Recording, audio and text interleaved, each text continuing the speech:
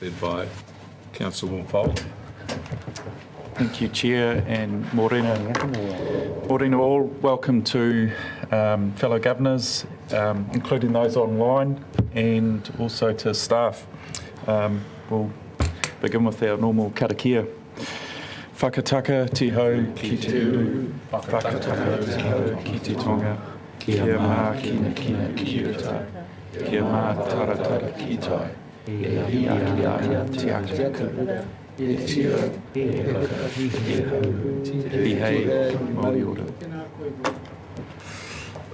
you, Will.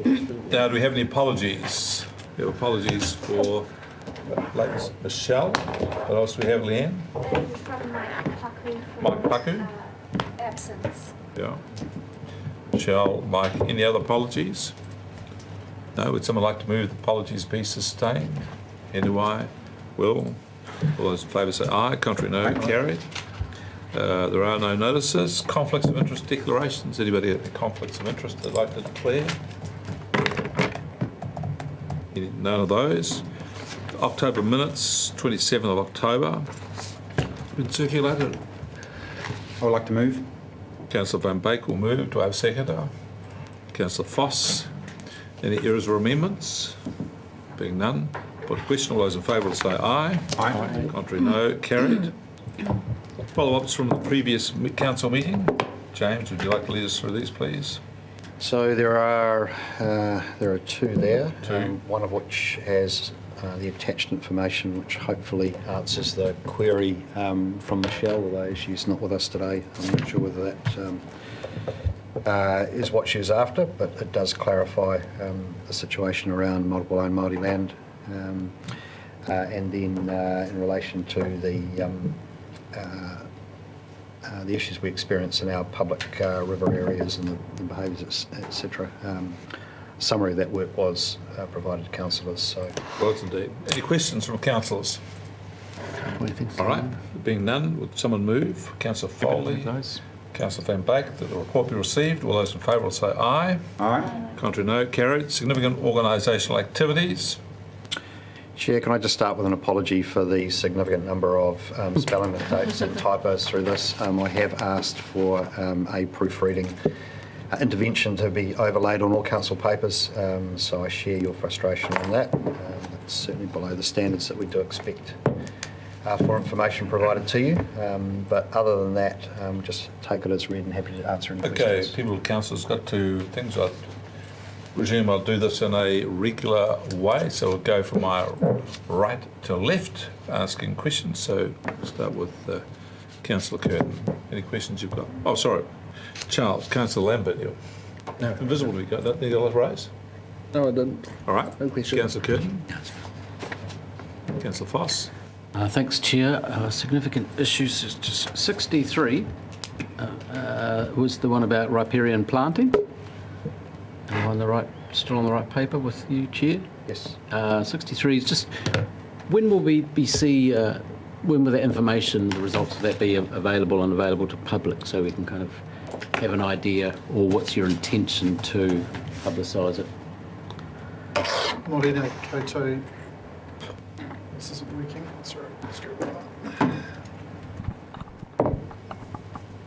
that working? Cool. Yeah. Morena koutou, Council. The data was just captured recently, and the team are in the stages of post-processing it. I'm not sure what the process is for us sharing it externally. I'd have to check that.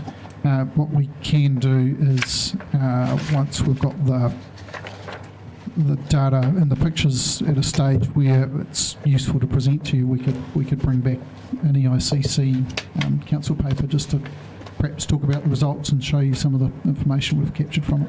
Yeah, I look forward to it. Anecdotally, most farms, regardless of size, do their best in this space. So it'd be good to see that evidence. Next point to the CEO under the projects 9 and 10. Okay, to bring that up under this 9 item. and 10? Well, it's around Te Karamu catchment plan. So I'm interested in the delay of hiring a person to be the officer for Te Karamu catchment plan and the Ahuriri catchment plan. As you're aware, this was of significant interest to councillors as we went through the LTP. So question one is, could you talk to us a bit more about the delay, why there has been a delay, and when you are hopeful to fill the slot? And then secondly, could you talk to why there's no specific budget allocated? Now, I understand we had that discussion under, I think, was it Chris's larger budget, but it's a new item. There must be a new budget line, and we talk loudly in our long-term plan of the two officers, and I'm very interested to see that it's held relatively tightly in and around, say, both of those two catchments. It's not just absorbed into the great mothership of the works area control or something. I'm sure it's not your intention, but I really want solid optics on this. Yeah, so is this working? No. Sorry, that's better there. So just to explain the delay, so those two roles were initially funded from the 1st of October, so it wasn't the beginning of the financial year. The delay has been capacity to design, sign and size those projects, and so that sits with me. There's a fair amount of thinking to get those roles right. I've done some work with Ian, and we've worked out where they sit in the organisation, but the actual job description, job design, and the sizing and advertising is still need to occur, and so that is planned to be out in the market early in the new year. Okay, can I offer, I'm very interested to be involved in that. It's your decision at the end of the day, and I'm sure my colleague Henawai Ormsby in particular for Ahariri, just as you're scoping out the role. Right, so I can take some advice on that. I think it would be unusual that a councillor would be involved in a recruitment process. Oh, no. But happy to. Sorry, the description of what they're trying to do, all those things you said at the start, Yep. we shouldn't be part of any... No, so we're happy to share the job description, but I think we need to keep the process separate from that council Absolutely. involvement. What I'd like it to be true to the intent that we discussed at the long-term plan, because it was a totally new item and it's 1.5 mil over the next 6 years. Chair, can I suggest, so that we're not dealing bilaterally with just a couple of councillors over something which is obviously of interest to the whole of council, that as part of the standing up of this role, that we bring to the Environment and Integrated Catchments Committee a paper that lays out the intended work program for those roles, and then we can have some collective council guidance around that. That would be great. I'm happy with that, but I'm just a bit cautious of reach of governors into operational matters. That's my thing. There's lines here. Not saying that's what's being done, but that's my caution. The Climate Change Officer, I'm sure we'll have a similar discussion. I'd be very happy to get the right person to do the right job. After that, I'm not worried. Next question. And there was a second part of the question was with regards to budget. So none of those roles come with a specific budget. The budget was for the role, and the role was about working with communities, key stakeholders, etc., providing greater visibility of all the activities around the catchment. And so in the annual plan, there was no budget assigned to that particular role. So that's why it says there's no budget assigned. No, but there was a descriptor of how much will be additional spend will be allocated to it. So for operations to be accountable to this table, it'd be good to just have that contained and reported as we go through. I'm sure we'll flush out when we have this other discussion. Okay. Yep. Any other questions, Councillor Foss? Okay, Councillor Ormsby. Thank you, Chair. I feel like the EICC next year is going to start topping up already just from today's meeting. I just want to check with you, Ian, with a few other items. The sediment in 36 and the SkyTem work that's going on, that we'll get some eyes over that at our next EICC. Over those two projects? Yes, Councillor, you will. We can certainly facilitate it. That for EICC, it reminds me that we are proposing to go out with some communications on our SkyTem or 3D for mapping work soon, and I need to speak to the chair about the potential of a heads up on that material at your next council meeting. Okay. But certainly happy to see where we can fit that on the agenda. Thank you. That's it. Councillor Van Back. Yeah, number 2, and it seems to be that's the regional water security program, and I've been involved and had many updates on that, and some great work being done. But it's the only item that actually has got 2 red dots, 2 red lights, and we're becoming more aware of traffic light systems in New Zealand. And it's great work that is being done right now, but are we maybe under-resourced? Because this is actually a very important part of what we do as council in the coming years with what is steering us at us. Are we maybe under-resourced, or why is it that we're actually behind? There's good reasons for it, I understand, but do we maybe put some extra resource into it? The short answer is no, in my view. The paper that's going to workshop this afternoon had an update on the financials for both. There's obviously significant underspends, and there's plenty of money. Whether or not we've got enough people deployed, I guess, is the secondary question. In terms of all of the technical work being done, I think we've got the requisite capability, and they're operating as quickly as they possibly can. There were some very specific delays related to COVID in terms of the investigations at the site up the Ngāraroto. So I think the other really significant delay, which I don't know that resourcing can resolve, are our conversations with mana whenua in the catchment. There's a huge amount of effort going into that, but it operates at its own pace to some extent. So I appreciate the question, and it's a good one to ask, given the strategic importance of this work. The idea of putting further resourcing in to make it go faster is a good one, and if we thought there was more we could throw at it, we'd come to you for some assistance in that regard. Any other questions? No, that's it. Thank you. Councillor Foley. Thank you, Chair. Number 41, SkyTem. Just on the drilling, so that's obviously a report on drilling to happen. How widespread is that likely to be? And I guess just stressing the comms around that, particularly with Tranche 2 coming to light again recently, and perceptions around seeing heaps of well drillers pop up. And what's it likely to look like next year? So just to clarify, Councillor, you're talking about how widespread is the deep drilling program?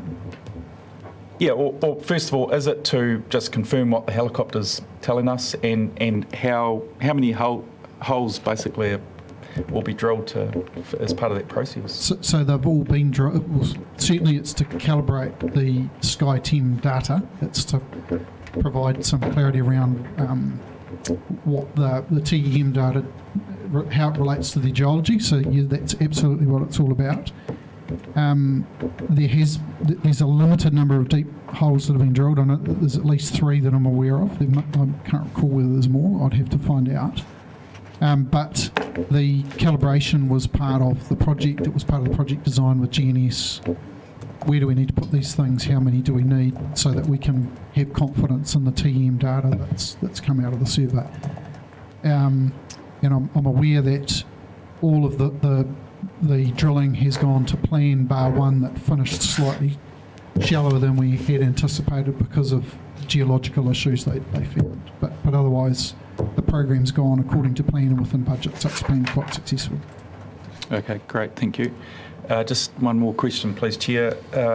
Managed to aquifer recharge the cultural impact assessment scheduled for 20th November. So is that just the start of that assessment, and therefore we don't have any feedback yet from that?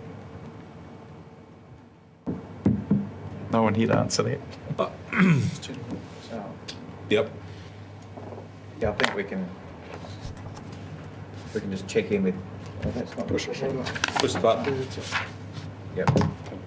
So is that working now? No? We'll swap. Right. Yeah, so I think we can check in with Tom on that specific item during the workshop this afternoon in a bit of detail, if you like. I think it'll be ongoing. Okay. Any other questions? No, thanks, Chair. All right. Councillor Williams, go to the wall. Thank you. Yes, just a Following up on a question I raised, and thank you, Chair, on the at the Environment Committee meeting on the 10th of November, where I was surprised to learn that farm. Okay, so I'll land this. I'm dealing with the Farm Environment Plan topic. What number? On the yeah, I'm just trying to find that. Should be in the southern catchments. Yeah, with me. While I'm trying to do that, 7, is it? It's to do with the FEMPS. FEMP. Sorry, I'm actually down in the traffic lights. Yeah, Item 7 of the traffic light. Yep. And it's to do with the resubmissions. So I was told to my surprise that we didn't actually cite these FEMPs in terms of the actions in that context to do with sediment management. And so we weren't sure how effective they were as part of our overall sediment management picture. But this report refers to the FEMPs being received or not being received. And I rather got the impression from the previous meeting that while there is a requirement to have a FEMP, it's not something that we actually physically receive or review, and there's an auditor requirement. Can someone just explain to me exactly what is the situation with these environment plans? Do we physically receive them? Do we read them? Do we certify them? Just how does it work? So we have a number of accredited providers, and the FEMP must be prepared by the accredited provider. Once the FEMP is complete, there is a set of information requirements that we have that are drawn out of the FEMP itself that need to be submitted to us, which we then hold. So it's more a question of whether we hold the totality of the FEMP document or just the key information that we require. The logic behind that is that the FEMP is a document to be owned by the farm and the farm operation. It can contain as much information as the farm might want to put in it by way of management information or issues to be managed wider than the ones that we require. So we have a basic set of requirements that need to be met. We then have an audit program around the providers who are undertaking the preparation of the FEMPs to ensure that the standard of the documents themselves meet our expectations. So that's the current model. So we have basic information on all properties. In terms of the sediment management plans, which is a requirement under Plan Change 6. I don't know off the top of my head what information in relation to that is provided. It will typically not be quantitative. So unlike a nitrogen number, which is based obviously on an overseer run, sediment is much more of a spatial question, so it's identifying areas on the property that require treatment, and that is possibly information that we don't hold, but what we do require is a sediment management plan before we provide funding assistance under the erosion control scheme.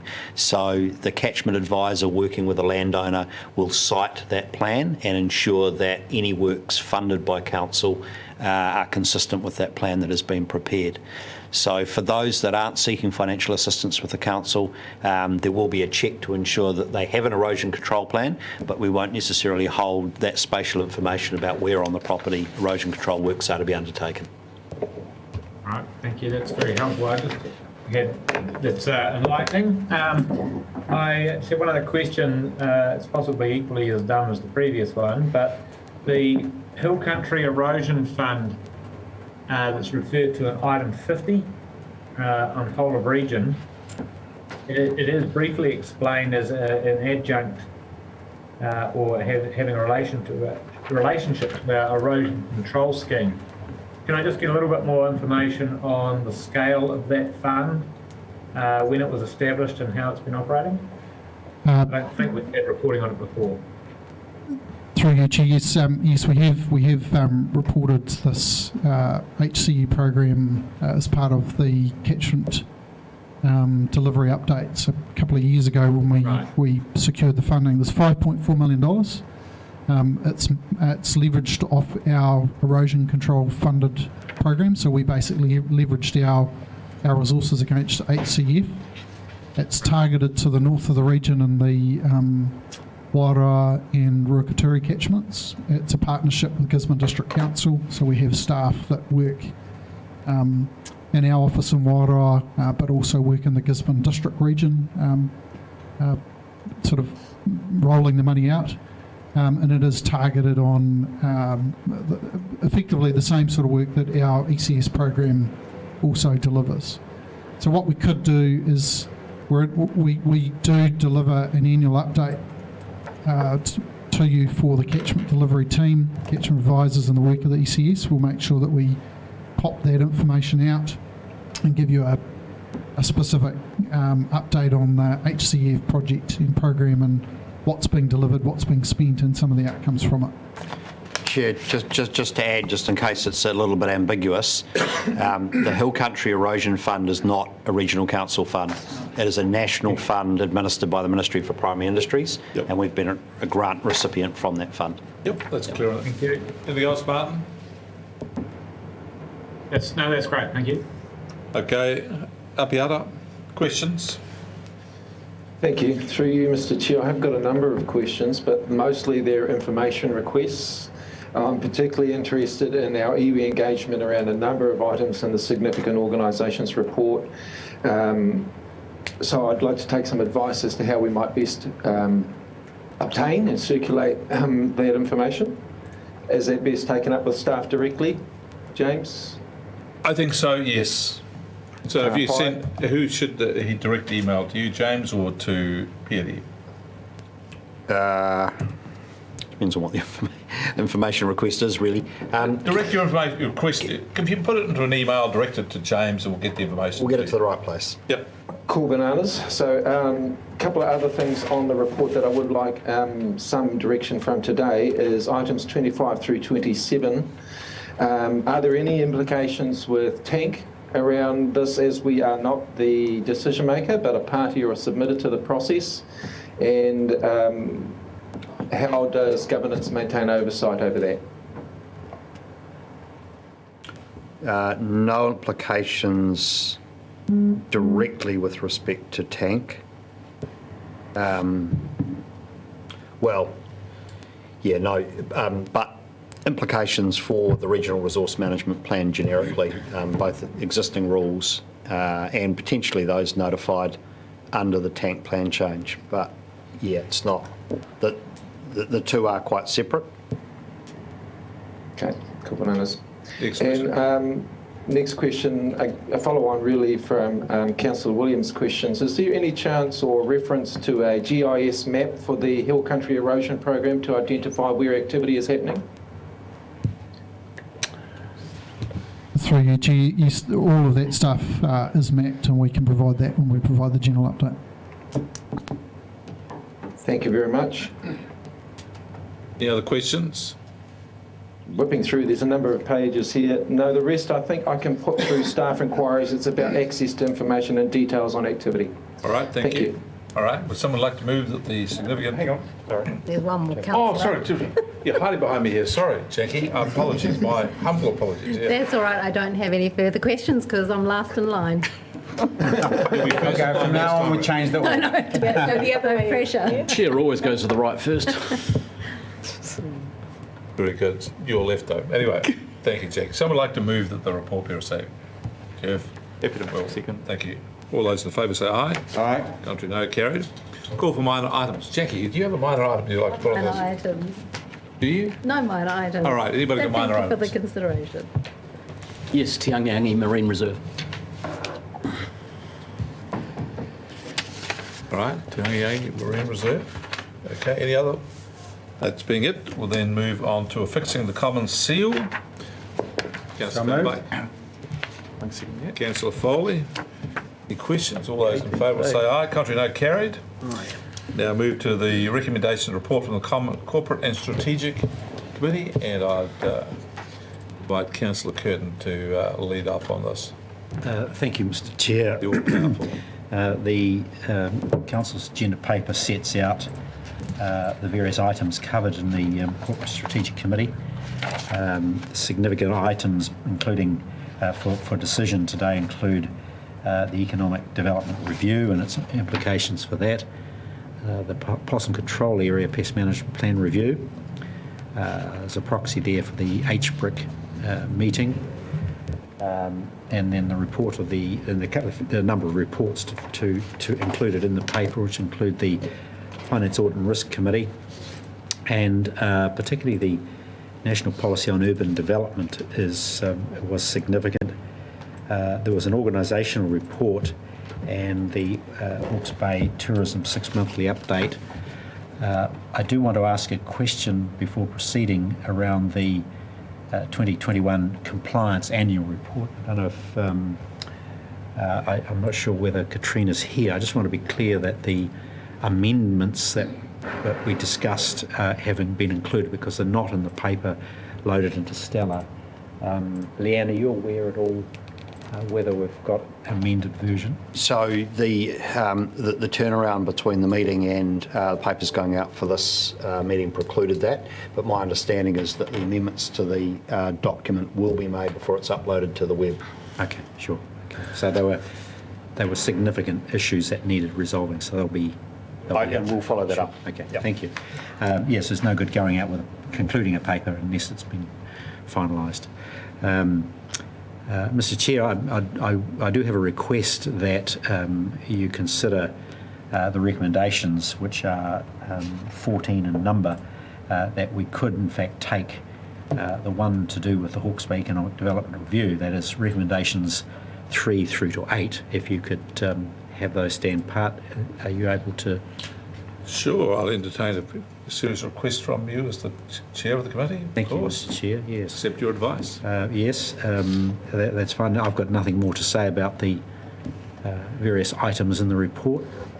They speak for themselves. Thank you. All right, any staff report, James? Have any team would like to have a talk on this too? Nope. All right. Just the teams of record. Sorry, Ian. Chair, just to note the amended terms of reference for the Biosecurity Working Party was circulated later in Stella, and you have a hard copy that includes clause 13, which is the reporting dates that were requested. So hopefully that suffices. Councillor Foss. Thanks very much. Yes, I've got a question. It's regarding the paper that was circulated. So thanks for incorporating that, the report back times. But could you, is it whoever explain that a bit further, please? Because we've got our window for this this committee, this group, between the 1st of December 2021 to the 30th of June 2022. So that's a window under which it must do its consulting. But then down below, the reporting has first reporting in February, March to the Māori Committee and or the Regional Council, April 22nd to the Māori Committee again, May 2022, the Environment Committee, and then June 22, the Māori Committee. So are they just, we're reporting possibly to the Māori Committee 3 times, once to the Environment Committee, and I'm not sure when the final report back up to the Regional Council is, or how's that working? Well, am I misreading these dates?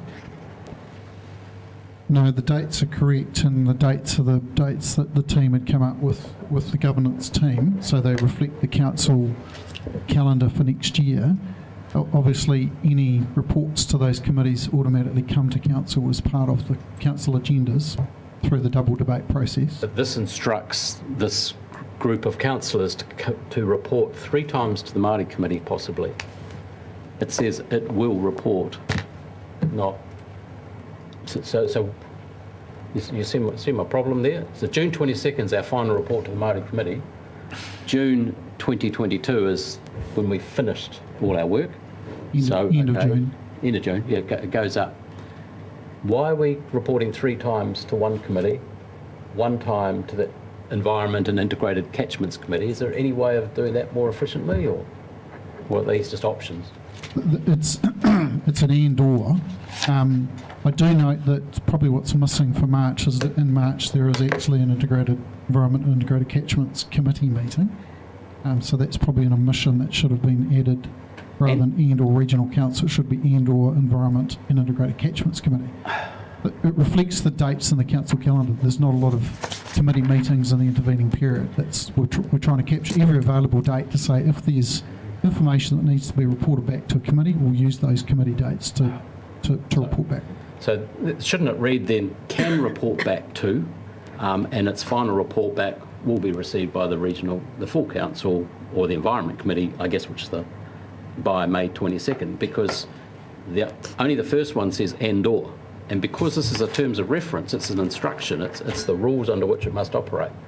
So right now, unless we change this, we are reporting at least twice to the Māori Committee, possibly 3 times, the Regional Council once, right at the start of the whole working group. It just seems out of sync or something here. Ian's just changed that sensibly to the regional council and or the first line should be to the EICC. So these are sort of, well, I read this as to be the portals into the decision making and approval process. So it has to report to a committee before it comes directly to council. Well, that's normal, but why Māori Committee 3 times then? That's what I think is the question we need to answer. So why is it reporting on 3 occasions to the Māori Committee and twice to environmental? Because those are the dates that are available in the 6 months. So if that's the diary, not the instruction. That's right. So that's what Craig is saying. The instruction you're setting, the diary sets, and that's the instruction. So would it be helpful to solve this for you, Craig? Take the will out of it. The people is to something like that. So it chooses how it reports and the timing of it, as long as it goes through those portals. Yeah, and anticipate the final report back to the full council by the end of June 2022, and that locks up that if those dates are feasible. Yeah. We've worked on the premise, like I say, that all these reports will ultimately go from committee to council at the next council date. So the final report should be going to the Environmental and Integrated Catchments Committee in May. Yes. Do we then go up to council? So your actual final reporting thing will be in May 2022. That's right. And yes, it does please me, but it also makes the process correct. That's the correct process. So take the Māori Committee out in June, and so if it goes to the Environment and Integrated Catchment Committee in May, because it should not go directly to council sign. It needs to go to the committee. So it goes to the Environment Catchment Committee in May. Then, having signed off that, it will then go up to council in June. So amended. Okay. So amend, take will out and put is to. EICC for the regional council, the first line. Strike out Māori Committee and leave so May 2020 Environment Catchment. The final report to council following that. Are they feasible dates to achieve what it's supposed to, CEO? Look, I think so, and you'll appreciate that when this proposal was put up at the committee, that this level of reporting back to both council and to the Māori Committee hadn't been anticipated, and I guess part of the rationale for having a working group is for a subcommittee of councillors to get on and do the work and then come back to council once the work's done.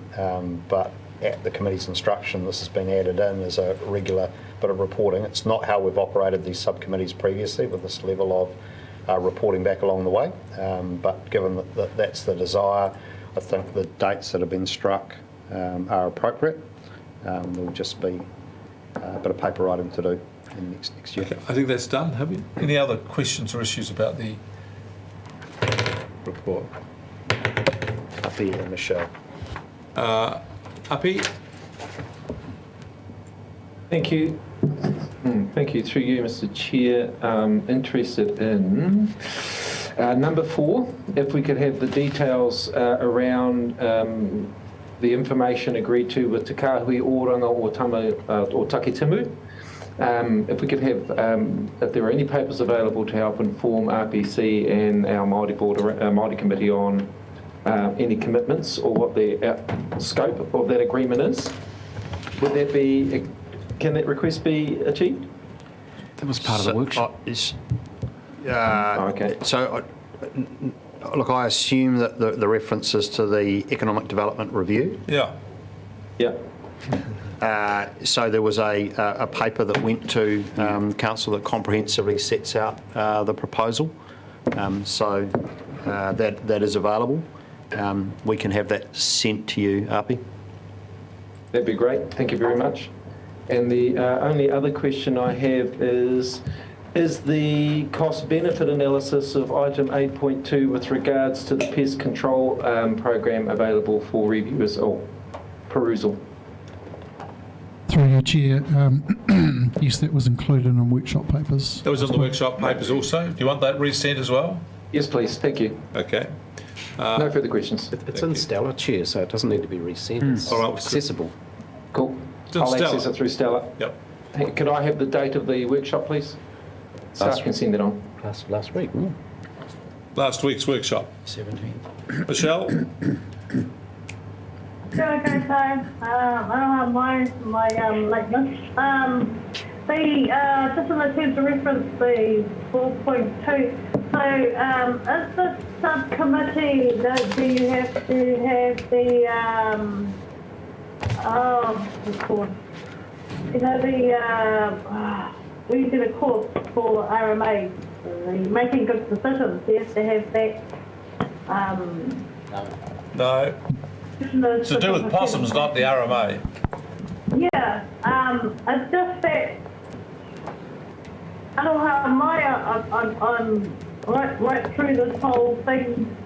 I've grown my knowledge of pest control, most especially when it comes to tangata whenua, to all these workshops and meetings, and actually think I was the one that actually pushed the issue. I think that would have been something that could have contributed to the working party, but however, I just wanted clarification on this. Yeah, no, it's not an RMA thing. It's skills, attributes, or knowledge. You can cover everything with that. Okay. Any other questions, Michelle? All right. Then any other questions on the councillors? So would someone like to move the recommendations? I presume Councillor Curtin would move that. Is moving that we take the recommendations 1, 2, 9, 10, 11, 12, 13, 14 in one vote, and a separate vote on resolutions 3, 4, 5, 6, 7 and 8. Is that what you're moving? Yes. Do I have a second for that? Councillor Foley, would you like to speak? Thank you.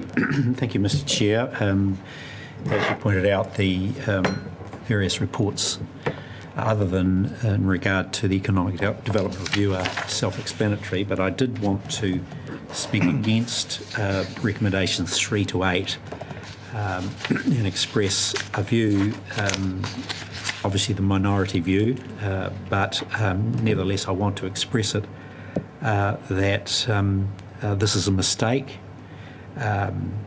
We've got this opportunity to alleviate ratepayer pain, and to the global tune of 1.7 million, and this is a great opportunity for an off-ramp for our council to focus on our priorities. Firstly, I want to comment on the review document itself, and I appreciate the enthusiasm of its author and those associated with it. But the observations were simply well short of actually what was contained, for example, in the survey, where it was a comprehensive survey, a well-constructed survey, but it told us that 72% of the respondents wanted us to stick to the things that we do well, which is to look after our own infrastructure. That was the best contribution we can make to the region's economy, is to do our infrastructure well. The other aspect of the report that I found lacking was that it did not detail and provide a, if you like, a comprehensive commentary on what the current economic investments that this council make, and they're very substantial. When you tally up our contribution through our flood control systems, the economic benefit to the regions are huge. throw in our capital investment through the port, and you can see that we do have and make a very substantial contribution to the region's economy through the things we do well. The history of these agencies, the 1.7 mil agency that's been promulgated here, are always embraced with great enthusiasm, as they were 2 decades ago with the likes of Vision 2020, and it's fascinating going back and reading those reports to see the expectations set and the failing to achieve that resulted from those. The evidence is not there to support spending 1.7 million. We've got other vehicles that could potentially do that. For example, we've got Tourism Hawke's Bay, which could have been reconfigured. There was no comment on reconfiguring that entity to carry that. So we end up with half a dozen currently unemployed commerce graduates who will occupy this space. They'll have an office and no doubt a coffee machine. And I wonder what we get for that.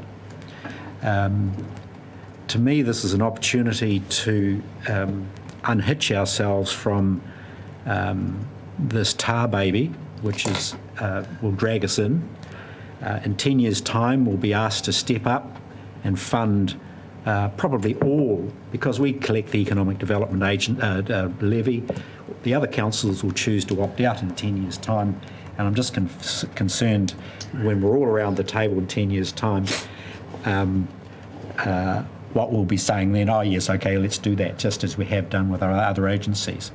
So all in all, Mr. Chair, I just can't support this. I know what the history looks like. It's not what we said we would do 3 or 4 weeks ago, and I'm sure we'll have another meeting on the 1st of December and say it again. Our priorities are climate change and biodiversity and those things in water that make us really anxious about the future. And here we are, an opportunity to unhitch $500,000 of our budget and reallocate it into our priority areas. But no, we're just going to go down this road and recreate the failed past. They are my jaundiced views on this, Mr. Chair, and I apologise for being so glum about it. No apology for being glum. If you're glum, you're glum. All right. Councillor Fowler, you second. Would you like to speak? I wasn't going to, but I'll just. I'll just say that, thank Councillor Curtin for those comments, and I do share many of those same concerns that, particularly looking forward as this organisation continues to grow, because there's demand and pressure on us to continue to perform in the environmental space, and so I guess Councillor Curtin does make some pretty valid comments about what we should be in and shouldn't. So I do share those concerns, and coincidentally, in these recommendations is having to relook at possums, for instance, and a likelihood that we need to spend more money there, focusing on one of our key strategies, which is biodiversity. So, thank you. Any other speakers? Yeah. Martin. Yeah, thank you. And I also think that Councillor Curtin makes some valid points. I have always, on the other hand, been a supporter of promoting economic and social well-being as well as environmental as one of our core local government functions.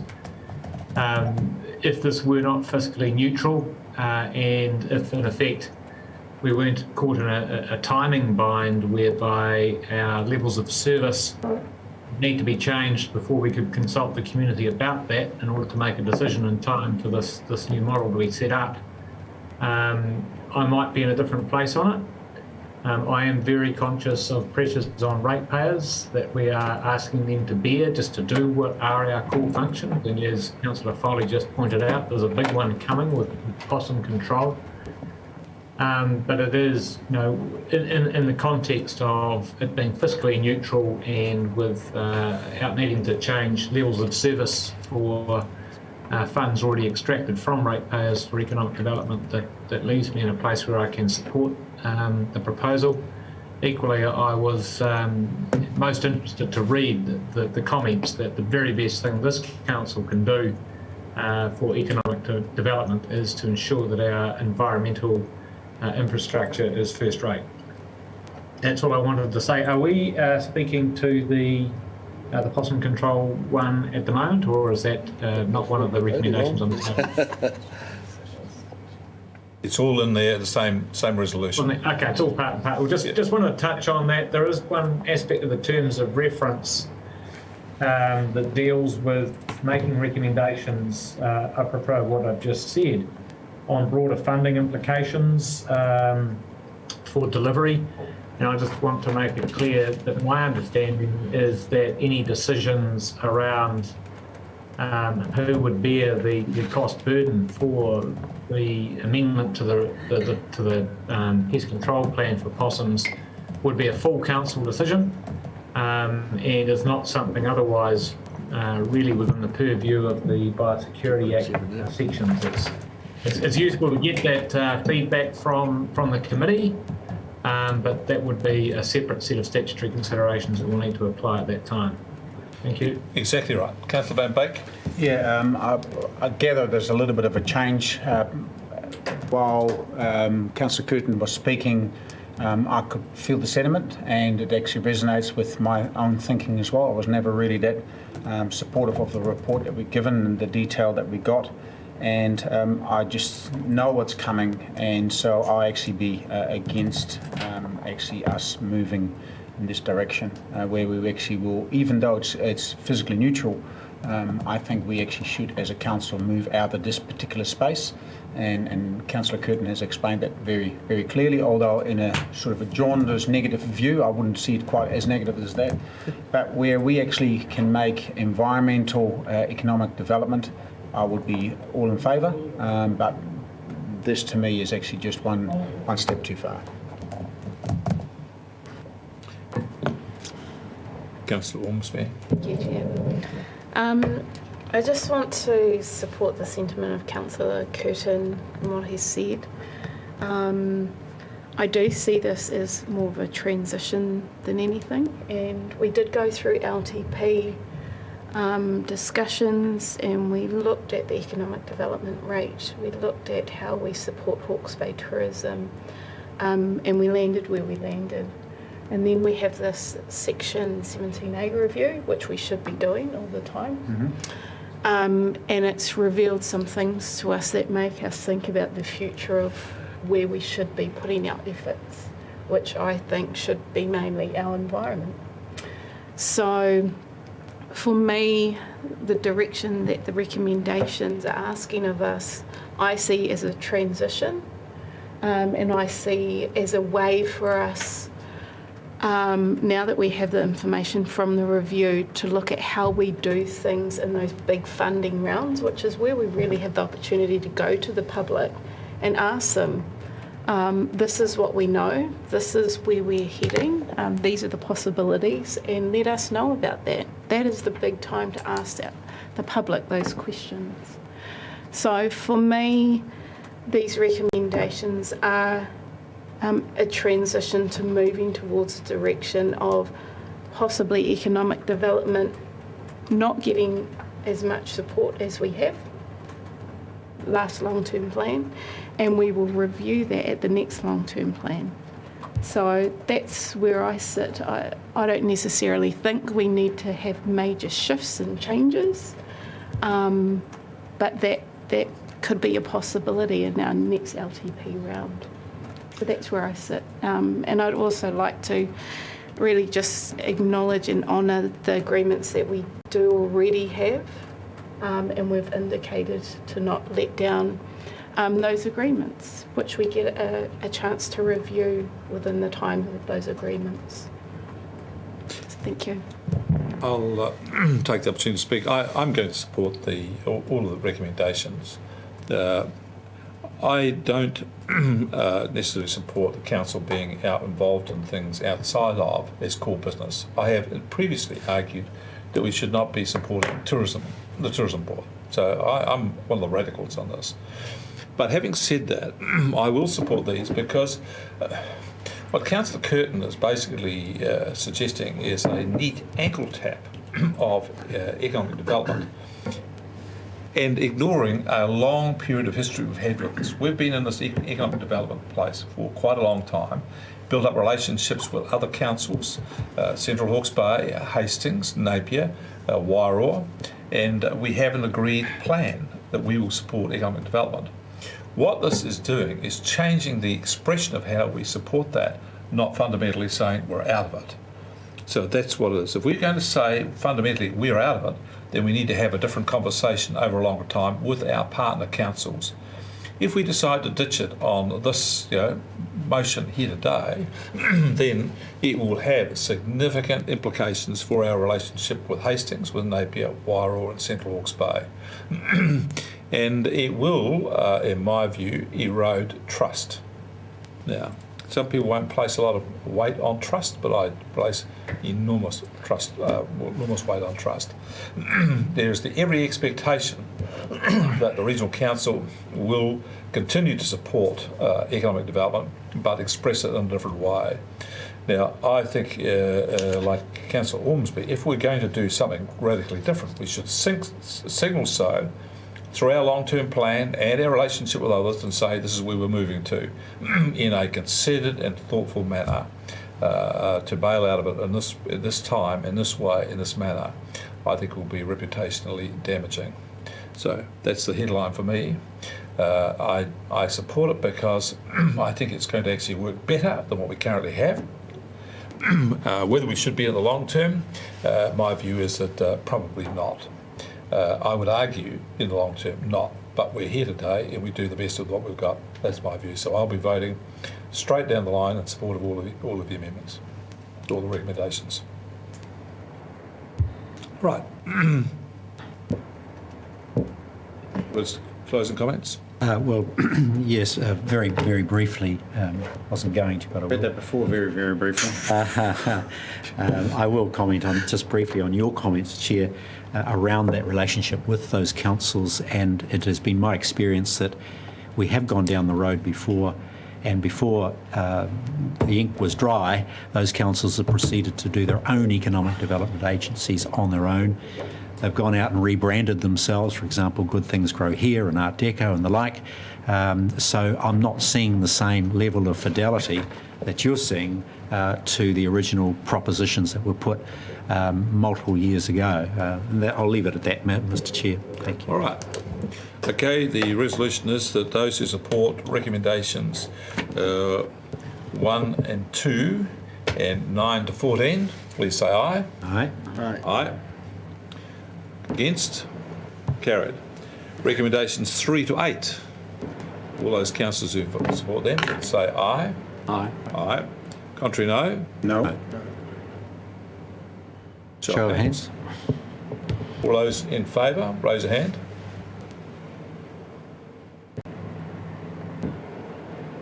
Down and against? A noisy 2. Three. Three. Noisy 3. Right. Carried. Just. It's a good sign. Just. Right. Napier Port presentation. Who's leading this? Todd's Todd, right here he there. is. He's And Alistair's right there too. Oh, and there we are. Kristen's at the Good. back as well. All right, welcome. Thanks. Chairman of the board, Todd, Chairman, we've got Chief Executive Todd and Chairman Alistair. The whole team. Oh, Kirsten as well. And Martin. Has it already been loaded there? Ellie was just on her way down with it. There's 4. Awesome, thank you. Morning. Morning.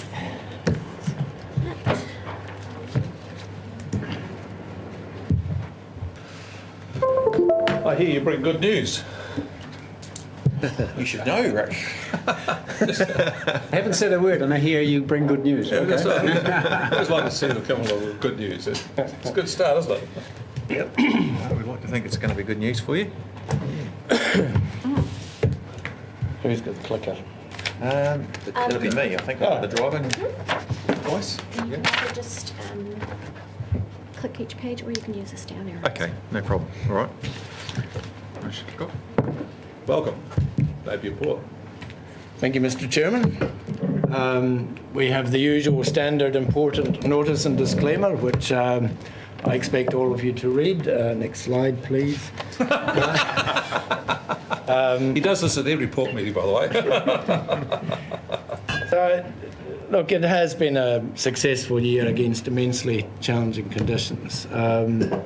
This time last year, I said pretty well the same thing, but I really thought we were over COVID.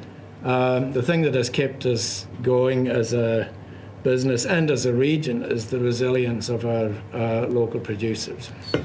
So the food and fibre that is produced here is still in hot demand around the world, and we have managed to come through a year where we thought we would struggle. We actually were seriously tempted to downgrade our guidance at one point, and instead of which we upgraded it and then outperformed it.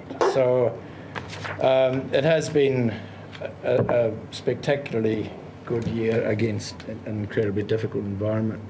We've made fantastic progress on our major strategic initiatives, including Six Wharf, which is probably the only project in the last 20 years of its size in New Zealand that's currently running ahead of time and on budget. Under. Slightly under. We have been really continuing to push our culture of care and keep a near obsessive focus on health and safety.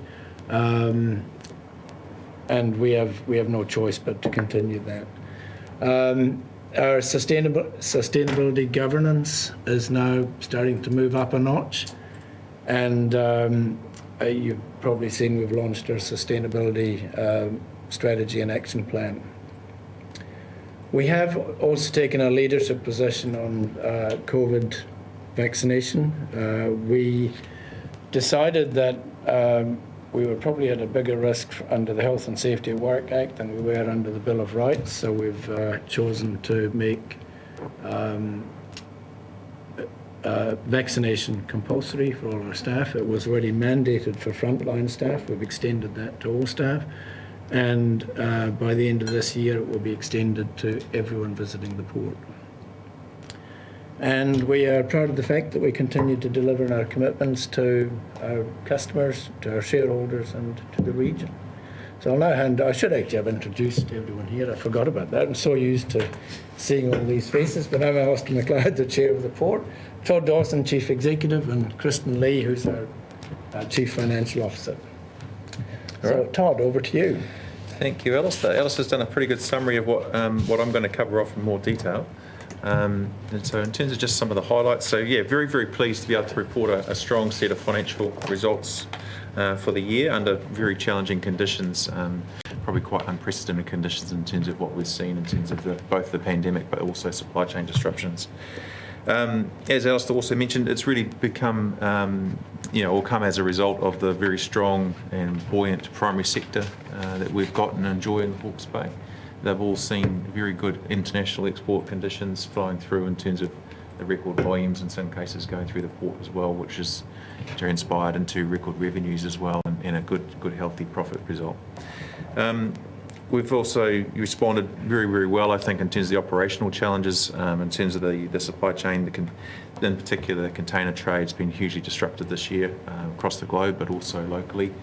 And our team has responded very well in terms of how it's worked closely hand in hand with customers to make sure we put in place good pragmatic solutions to help them get through the year.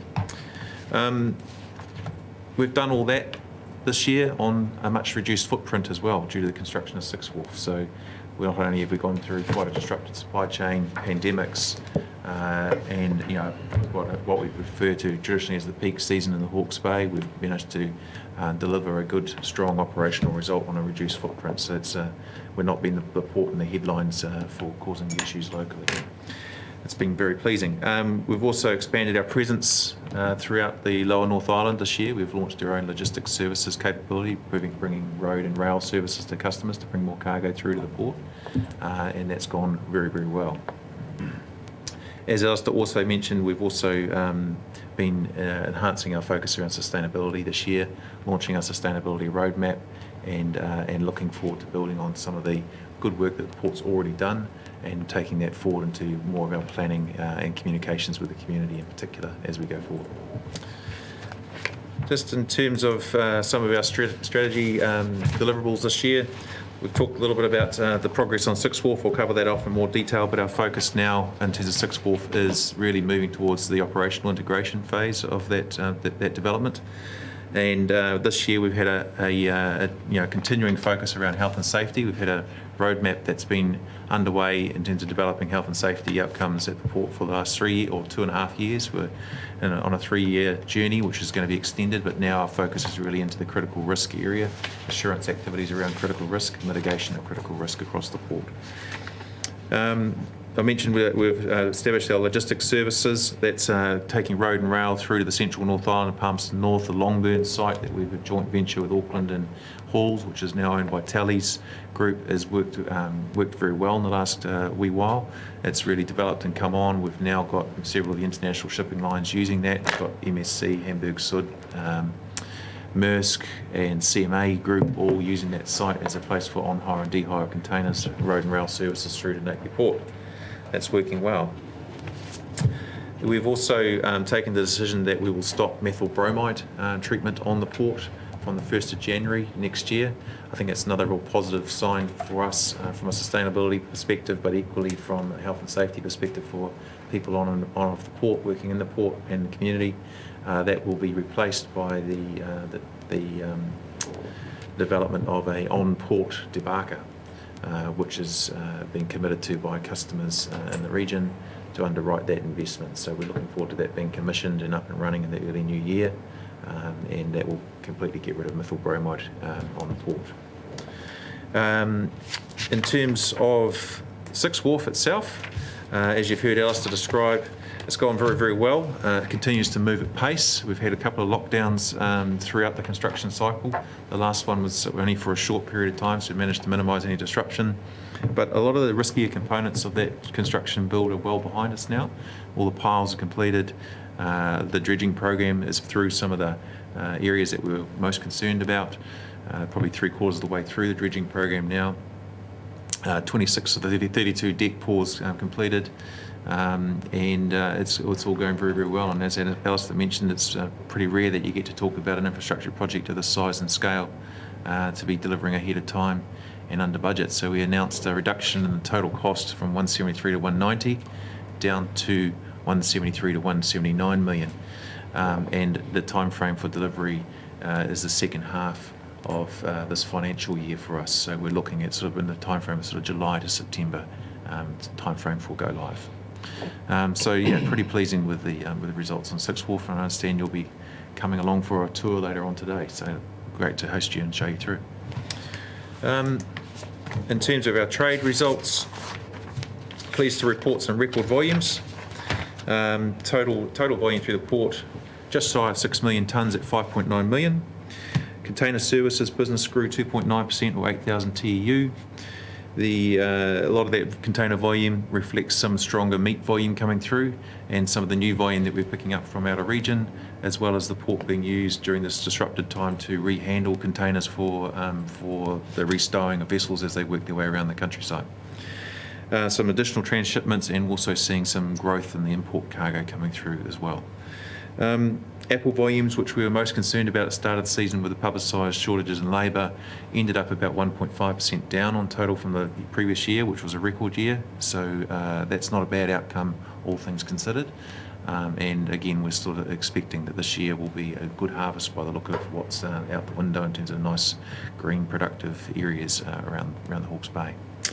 In terms of bulk cargo, it's really the rock star in terms of volumes, 26.6% up in terms of bulk volumes, mostly driven by logs. We did a record volume of logs, just over 3 million tonnes this year, and we all have heard about the wall of wood coming. There are some concerns around market conditions up in China at the moment, but that's off the back of a profile that continues to increase coming through to the Hawke's Bay. In terms of our financial results, pleased to report that revenue rose 9% up to 109.5 million. Our result from operating activities 6.4% up to 43.8 million, and an underlying net profit after tax result up 7% to 22 million. So in terms of just the outlook, obviously we're pretty pleased with our people, our business and our region, and how we've weathered the challenges of the last year. Record volumes despite massive supply chain disruption. Delighted with the progress we've made on Sixth Wharf as well, and being able to announce a $10 million reduction in the total cost, and the enhanced focus that we've got on the sustainability approach, in terms of supporting our people and our community and our customers as we move and build into the future. Outlook for this coming year, we don't see the container-based supply chain disruption coming to a halt anytime soon. That's likely to be a feature of the landscape for at least another 12 to 18 months, we believe, maybe longer. We are, as Alistair mentioned as well, moving strongly down the path of mandatory vaccination for people coming onto the port. And that's, the port's taken quite a leading position, understanding that we have extensive tentacles that reach beyond our own employee base but throughout the whole community to support making the community safe as possible and getting back to normal as quickly as possible as well. In terms of other key things, we do see a lot of inflationary cost pressure coming through at the moment across many different areas: energy, labour, technology, equipment, and so we see that that's going to be a continuing trend for some time. And cruise industry is probably the other key thing to talk about. We're not banking on any cruise industry being back in this financial year. However, we do believe that you might see some cruise return in the 2023 financial year, which is sort of roughly about this time next calendar year, is when we'd expect to see cruise coming back on stream. So that's probably all I really wanted to touch on, and open it up for questions. Do you want to do the dividend slide? Oh, sorry. Yeah, That that's the would be important thing. The council is most interested in. Very important for these leaving that to people. the CFO to do that. We want to steal the chair's thunder. No. So we did announce a dividend of 4.5 cents per share, fully imputed. In terms of dollars, the total dividend for the year is $15 million. So I think your share is 55% of that. So I think we've done all right for you. So as you said, Mr. Chair, we bring good news. I like that. Questions? Cool. Yeah, great result, guys. So based on that, and like you're saying, what you've had to deal with, all the COVID issues and that brings, have you just learnt to cope with it, or would there potentially been more left on the table if COVID wasn't there? What would you be doing even better still? Definitely a lost opportunity, for sure. We did see some lockdown, some cargo not move during the last August lockdown, August, September. Obviously the impacts that it's had on all our exporters as well. Labour shortages, disruption to their operations would have seen some volume not move. And it also brought additional cost into the business as well. So there is a lost opportunity. I think we would have done even better if it hadn't have been there. Lack of cruise. I mean, cruise alone obvious is one. a significant contributor to the bottom line. Yeah, of course, yeah. Just one more, the inflation thing. So will that have an impact going forward, particularly on like the actual shipping costs? Is there likely to be less outgoings or incomings just because of, say shipping costs and containers? Will that, I think it will definitely impact some importers and exporters. Shipping costs are going up exponentially, and that's a theme not only in New Zealand but across the world. Supply and demand is completely out of balance, if you like, and so prices are going up commensurately. I think that's going to be something we'll see continue on, particularly on the container-based side of the business. Bulk side prices have been very high recently, but they're coming off a little bit. So expect that to continue. Yeah. Charles? Any forecasted return of cruise ships? Yeah, so we're thinking that the cruise will be back in October next year, is what we're banking on, is that they'll start to return from then. Yes, Lord. Thanks guys for coming in, and congratulations on delivering such good news to us. I've got two questions. One is around, did I hear you right about $10 million save on Sixth Wharf build? So could you tell us a bit more about how how you save 10 million? Yeah, sure. So it's enough for your household. It comes down to a few things. And I think a lot of the work that we did earlier on, particularly during the IPO, around the early contractor engagement process that we entered into, securing good partners and getting as much of the cost locked in, and having known components of risk that sat outside of that, working hard with them to mitigate those risks through the last 24 months or so of the project being underway. And now we've passed some of those riskier components. We've got confidence to bring the total estimate down. So that's sort of how we've done it. Good team, really good team that are working on it. Our own Napier Port team, the head team, and Becca Engineering. We're all taking a very active interest in it as well, making sure we understand what's going on every day, and just good collaborative approach with the partners that are building it. I think we had a little bit of luck, I think, as well, but mostly good management. Right. Sounds like best practice. Yeah. Be. Second question is around, you talked about your health and safety and mandated vaccination amongst all your staff. And I see that you are also introducing the rapid testing schedule, which I believe two weekly. Okay, there we go. So have you... You're welcome to have a test as well today. We've bought some bottles. If you're coming down, we'll take those and give you a result by the end of the day. Thank you. Has there been any sort of cost-benefit analysis done with the regime you're taking with the rapid testing that you're doing? Yeah, absolutely. So we'll go in, these little jars here, which you're welcome to drool into. We'll take your sample back. The closest equivalent that we've been able to see in terms of a PCR, which is different from the rapid antigen testing, far more accurate, is around about $50 to $70 per test.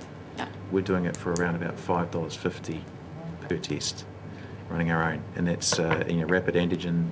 I'm sort of seeing cost estimates anywhere from $15 to $20. Not as accurate, self-administered, and hard to get into. Whereas the technology we've deployed is faster. We give a result within an hour. We run it, control it ourselves. We know that all our team are safe before they come back to work. The cost of shutting down the port would be exponentially more. $9,000, $10,000 for the unit to buy, plus the operating costs, results in about a $5 to $6 cost for a saliva test. Is it done every 2 weeks, is it, by... No, we're testing people every day, so all our workforce will be tested 2 to 3 times a week. There's 200 people being tested today, and we'll have the results within a few hours. I think just important to add to that, the theory, as I understand it behind that, is that if you test regularly, that you catch a person who is infected, they then are able to self-isolate before they themselves become infectious. So this whole project you've designed is to be ahead of the curve, not following the curve. That's exactly right. So we can pick up people within 2 days of having the virus in their system, whether you're infectious from day 4. So right. In theory, we'll know before they become infectious. We'll also, once we know, we'll provide them that notice back to the public health system, so they go back into the public health system from that point on. But we've already minimised the risk inside the port that would have been taken out beforehand. Very good. Okay, thank you. Councillor Van Beek. Yes, so great result, excellent, and it's great to have an entity like a port that actually drives our economic development here in Hawke's Bay. It's really good to see and good leadership. And it's great also to see that you actually moved away from fumigation, which has always been a bugbear for many years. So in the past, the log exporter would actually pay for the fumigation. Are they now also picking up that cost of the debarking? And the product that actually now is actually coming off those logs, what's happening to that? And is that a positive? Yeah, sure. So the exporter would have in the past, or today, is still contracting with a company called Genera, who provides the fumigation services. So they'll pay per tonne of logs being fumigated. In the future, they will, instead of paying Genera, will be a new revenue stream for Napier Port, and we'll provide the debarking services. Then the bark will be collected by BioRich, who will take it away each day for their purposes for composting, etc. Yeah, okay. And we'll be selling the bark as well. One more question? Sure. And this, because we no longer fumigate, has that actually cut out some of the markets where we actually can export to via Napier Port? No. Councillor Foss. Thanks. This debarker thing sounds quite interesting. Tour of that. Just a question. On your second slide, Come to this. Barking man. you didn't actually talk to it though. You talked about the Whakatū port. So you've described how there's a lot of wood still to come and process through the port. The Whakatū proposal, was that for containers and or logs?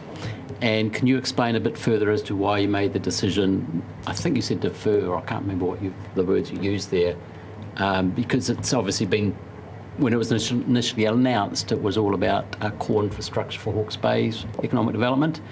And so something's obviously changed for it not to be core infrastructure development for Hawke's Bay. So if you could just reconcile that, please. So primarily it focuses on containers for Whakatū. Decision was made, it's still in the port's master plan to develop Whakatū. We've owned the land for 16 odd years, and it's going to be dependent on volume for us to move it ahead of the time frame. The original time frame was 5 to 10 years away for Whakatū to come on stream. It's still very much in our view, a critical piece of infrastructure for Hawke's Bay and actually for the whole central Lower North Island supply chain. Decision was made when off the back of the government's shovel-ready initiatives, the opportunity came to have a look at it and potentially get some very good funding models around bringing it forward as an opportunity to stimulate growth in the economy. However, the operating cost model at this point in time just didn't stack, didn't matter how cheap the money was coming from the government, so we've taken the decision at this point in time to go back to the original time frame, 5 to 10 years away. So unless there's a critical event that, from a capacity perspective, that necessitates us bringing it forward, it's still on the radar, but we've just pushed it back in time frame. So it's still on track as per your original plan, just had a quick look, didn't work, but it's still there in your longer term plan? Yes. Thanks. Martin Williams, you've got your hand up. Question? Thank you, Chair. No, Councillor Foss just asked my question. That's great. Okay, thank you. James. Gentlemen, obviously an extremely difficult year to operate in, and so congratulations to your hard-working staff for navigating the challenges that the year's thrown up. That's good. I do feel duty-bound just to register on behalf of the ratepayer that when we undertook the consultation on the IPO, the forecast dividend that was agreed with your management team that went to the community was for a year-end result for this year of 10.4 as opposed to 9.4 million final dividend. So we're $1 million shy of where we said we would be, and obviously that puts pressure back on the ratepayer and the council's overall borrowing program and all the work that we do on behalf of the community. So just register that fact, and we look forward to the dividend track returning to the forecast expectations in the coming year. Thank you. It sounds like my school reports did okay, but can do better.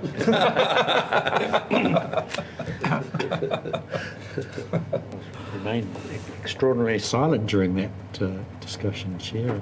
All right. Anything, I think we've done the questions. Anything you'd like to summarise, come back to us on, sum up? No, I think that's pretty much it. I think just to follow on from James's comment, I think that's a fair and valid point. Although we have worked through a time when some significant parts of the business have not been there, which were there at the time of IPO, a la cruise. Yeah. I would just add on top of that, if you had been looking at what the results were going to be the time that the first COVID outbreak came, you'd have been thinking we're going to be lucky to get a cent out of this, because people were expecting the very, very worst, and realistically so too. But we have done better than that, so we should be thankful for what we've achieved so far. I think it's been a pretty good result. So I'm happy to move that we receive the report from the Port of Napier, and we thank them for the good result. Thank you. I'll second. Right. All those in favour say aye. Aye. Contrary, no. Carried. Thank you very much. Thank you, Mr. Chair. Thank you. All right. Boxing right along. There's a name tag for each one. Regional Planning Committee. Thanks, sir.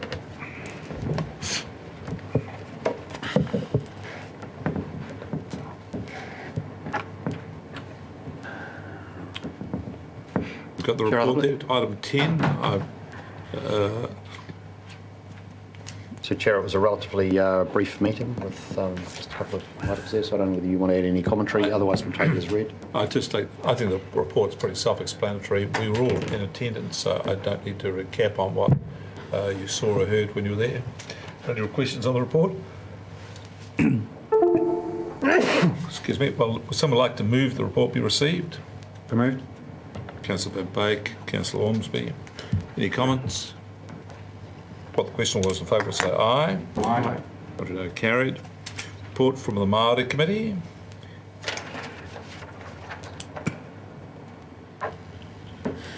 Again, I was there, but I think the report is pretty self-explanatory. Michelle, would you like to move the report? Speak to the report? Be happy to move. Okay. I'll second. I'll move the report. Will you second the Councillor Ormsby? Thank you. All right. Put the report. All those in favour say aye. Aye. Contrary, no. Carried. Report of the EICC Committee. Councillor Ormsby, would you like to lead us off on this, please? Thank you, Chair. I'd just like to thank all the staff who come to us with such interesting items every EICC. They let us know what's happening at the ground level, and it promotes really good discussion within our committee. So we were presented with update reports and informational items at our last EICC, which will help build us to probably more decision items coming start of next year. But other than that, I'm happy to take as read. Thanks, Chair. Any questions of Councillor Ormsby? Better move. Councillor Ormsby moves. Will someone second? I'll second. Jackie, almost seconded. Yes. Like to say anything? Jackie, would like to speak? No. Any speakers? I'll put the motion then. All those in favour say aye. Aye. Contrary, no. Carried. Councillors' reports from outside bodies. You got anything they'd like to report on this?